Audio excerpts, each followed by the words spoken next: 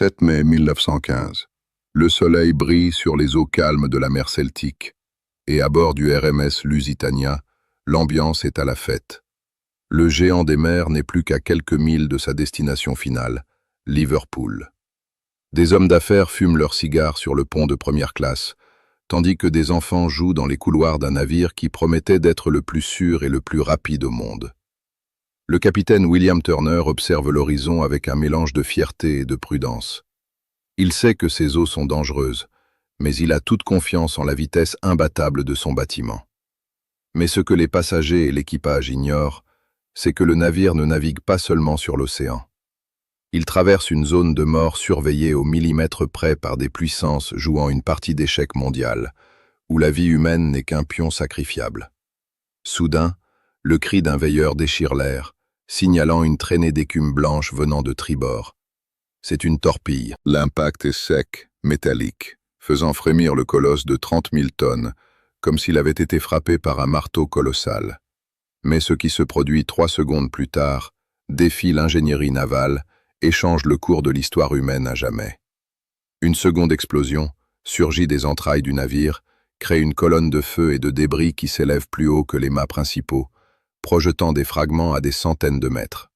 Le Lusitania commence à gîter violemment sur la droite, avec un angle si prononcé qu'il devient impossible de mettre à l'eau la plupart des canaux de sauvetage.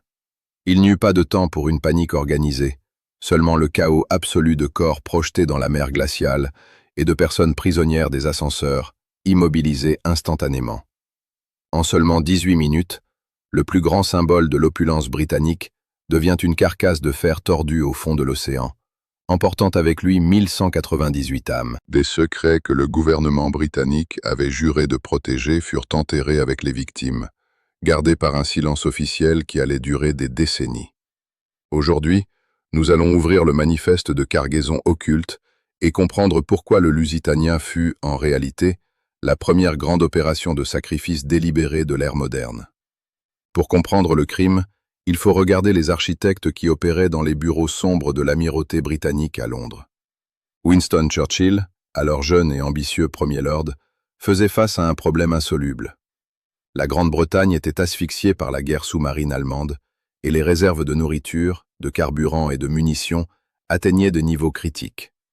Le seul salut réel pour l'Empire était de forcer l'entrée des États-Unis dans le conflit européen. Mais le président Woodrow Wilson maintenait une neutralité rigide, soutenue par une opinion publique américaine qui ne voulait pas voir ses fils mourir sur un sol étranger pour des querelles impériales.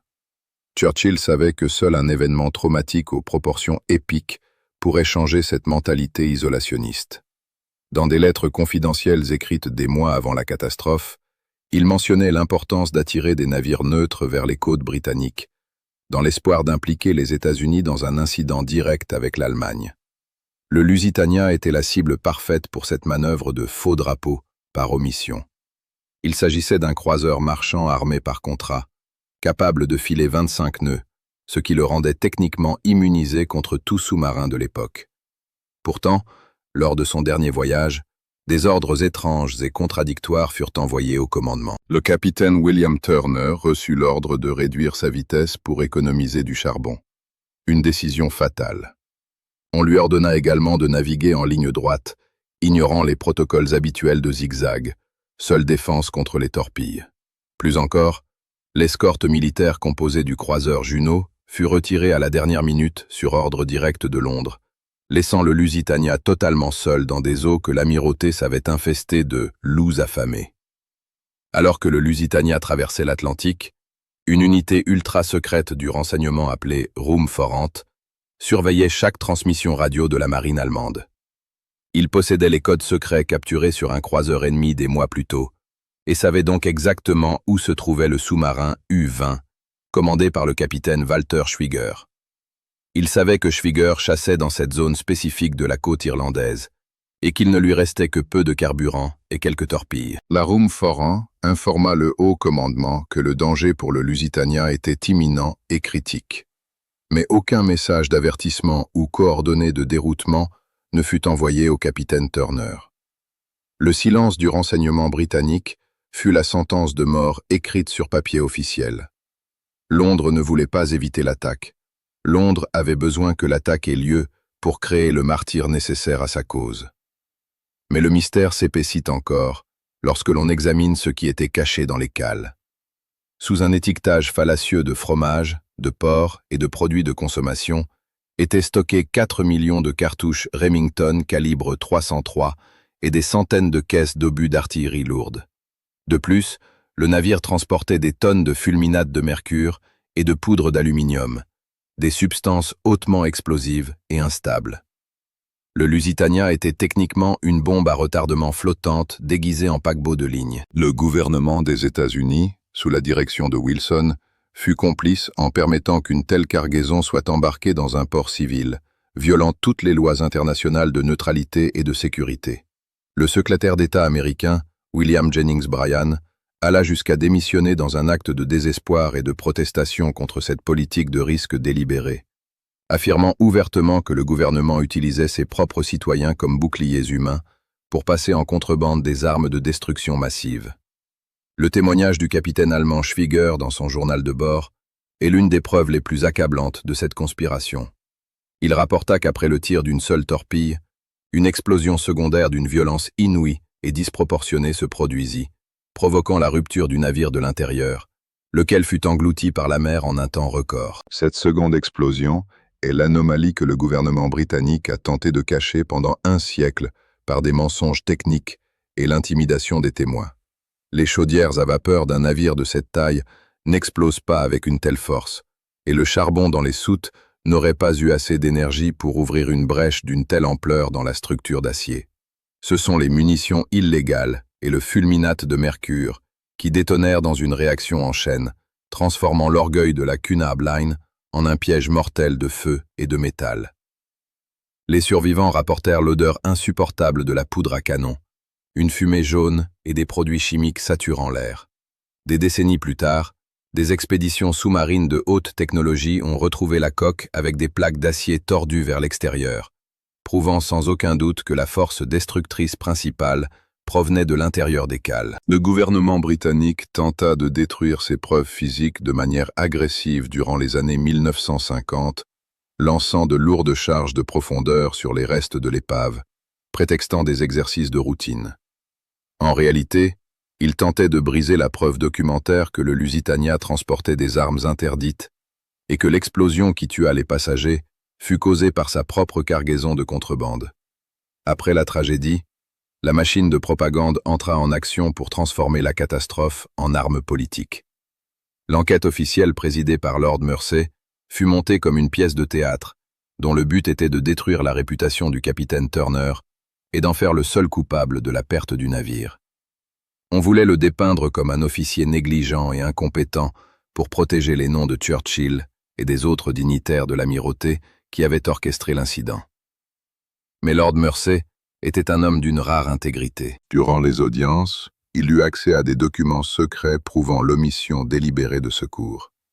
Dans un élan de courage, Mersey acquitta le capitaine Turner de toutes les accusations et démissionna de son poste de juge immédiatement après, décrivant publiquement l'affaire du Lusitania comme une « sale affaire » (dirty business), et refusant catégoriquement tout paiement pour ses services dans ce tribunal. Il savait que le sang de ces 1000 personnes était sur les mains de l'élite politique qui cherchait la guerre à tout prix pour maintenir le pouvoir impérial. Le naufrage servit parfaitement son dessein macroéconomique et militaire. L'indignation aux États-Unis fut immédiate, et bien que l'entrée officielle en guerre ait tardé encore un peu, la graine de l'intervention nécessaire fut plantée avec succès en cet après-midi sanglant, au large de l'Irlande. Les histoires des survivants furent également marquées par le silence forcé. Beaucoup rapportèrent avoir reçu la visite d'agents du gouvernement, leur intimant de ne pas mentionner la seconde explosion ou le bruit des munitions détonnant. Ceux qui insistèrent sur la vérité furent ridiculisés ou ignorés par la presse de l'époque, déjà sous une stricte censure de guerre. Le destin du Lusitania montre comment l'information est manipulée pour créer des réalités parallèles où les méchants et les héros sont échangés selon les besoins de l'État. Aujourd'hui, le Lusitania repose à 90 mètres de profondeur, monument silencieux et corrodé à la manipulation géopolitique. Ces 1198 vies furent le prix calculé et payé pour une place à la table des vainqueurs du XXe siècle. L'archive du Lusitania nous enseigne qu'à la guerre, la vérité est toujours la première sacrifiée sur l'autel de la stratégie à long terme. L'histoire officielle tente de nous convaincre qu'il s'agissait d'un acte isolé de cruauté allemande. Mais les preuves techniques et les documents déclassifiés pointent vers une complicité britannique et américaine difficile à ignorer. Ce cas n'est pas seulement un récit historique, mais un avertissement sur la manière dont des événements de grande ampleur peuvent être fabriqués ou autorisés pour orienter le destin de nations entières. Le Lusitania fut le prototype de nombreuses autres opérations ultérieures, où la peur et le choc furent utilisés pour obtenir le consentement de la population à des guerres qui seraient autrement inacceptables.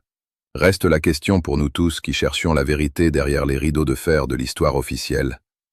Combien d'autres navires ont été laissés sans escorte, et combien d'autres cargaisons explosives naviguent en ce moment même sous des noms de produits innocents. Le pouvoir n'a pas de moralité. Il n'a que des objectifs et des calendriers à respecter. Pour ceux qui tiennent les rênes du monde, le sacrifice du plus grand nombre n'est vu que comme un détail statistique nécessaire sur le chemin de l'hégémonie totale. L'archive du Lusitania demeure un rappel glacial et éternel. Le véritable ennemi n'est pas toujours celui qui presse la détente ou lance la torpille, mais celui qui vous place délibérément dans la ligne de mire et vous retire votre seule chance de protection au nom d'un bien supérieur qui ne vous inclut jamais. La tragédie du Lusitania fut la fin d'une ère d'innocence en mer et le début de l'ère de la guerre totale. Alors que les débris continuent de se décomposer au fond de l'Atlantique, la leçon qui subsiste est que nous devons remettre en question chaque récit officiel qui surgit après un désastre opportun. La mer garde les secrets du métal tordu, mais notre esprit doit garder la capacité de relier les points entre le profit des usines d'armement et les décisions prises dans des cabinets feutrés, loin du fracas des vagues et du cri des innocents. L'archive du RMS Lusitania est désormais devant vous. Analysez les preuves, observez les silences, et décidez par vous-même de qui a réellement coulé ce navire, et pourquoi la vérité est encore jugée aussi dangereuse aujourd'hui qu'elle l'était en 1915.